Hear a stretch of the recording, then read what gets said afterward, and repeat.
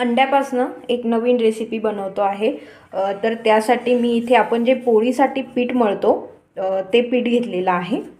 आता आपल्याला त्याची एकदा मस्त अशी पोळी लाटून घ्यायची आहे। थोडंसं पिठामध्ये मी हे डीप केलंय आणि आता याची थोडीशी मध्ये तेल लावून आपण मस्त अशी पोळी, थोडीशी मोठी पोळी आपल्याला लाटून घ्यायची आहे। थोडंसं तेल लावलं, आता याची घडी करून सेम आपण जशी पोळीसाठी प्रोसिजर करतो बस तशीच प्रोसिजर आपल्याला इथे करायची आहे। आता आपण ही लाटून घेऊया।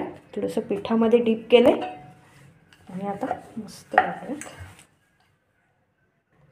तर आता ही पोळी व्यवस्थित लाटून झालेली आहे। आता आपण ही तव्यावर भाजणार आहोत। गॅसवर मी एक तवा ठेवलेला आहे। आता तो एकदा आपल्याला व्यवस्थित गरम करून घ्यायचा आहे आणि आपण ही पोळी ह्या तव्यावर ट्रान्सफर करणार आहोत। आता ही पोळी एक साइड व्यवस्थित भाजून झालेली आहे आणि आता आपण ह्या पोळीवरती इथे मध्यभागी मी इथे एक अंडा फोडून घेतलेला आहे। त्याचा पिवळा बल्ब घेतलेला नाहीये। गॅस कमी ठेवूया। त्यावर मी 1 चमचा तिखट घालते, थोडीशी हळदी पावडर, जिरे देखील ट्रान्सफर केले, चवीनुसार मीठ घालूयात, थोडीशी बारीक कट केलेली कोथिंबीर आणि थोडीशी हिरवी मिरचीचे तुकडे करून घेतलेले आहे। आता हे सर्व आपण एकदा असं मिक्स करून घेणार आहोत।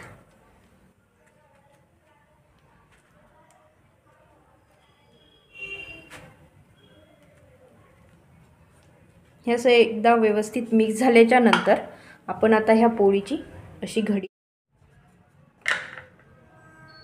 आणि ती घडी मी अशी पलटी केलेली आहे। आता आपण याला वरतून थोडंसं तेल लावूया आणि साइडने देखील थोडंसं तेल सोडणार आहोत। तुम्ही तेलाऐवजी बटर देखील इथे वापरू शकता। दोन्ही साइडने व्यवस्थित आपण हिला आता भाजून घेणार आहोत।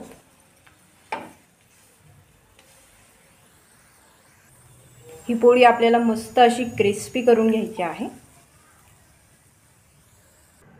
तर इकडे ही मस्त अशी तयार झालेली आहे। आता आपण हिला मधून असं कट करून घेऊया। वाव, मस्त क्रंची झालेली आहे। मस्त असं 4 भागामध्ये आपण हिला कट करून घेणार आहोत।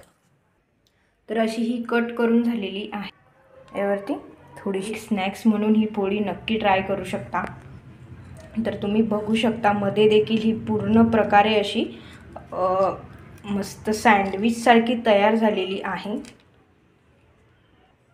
तुम्हाला जर माझी रेसिपी आवडली असेल तर चॅनलला लाईक, शेअर आणि सबस्क्राइब करायला विसरू नका। थँक्यू।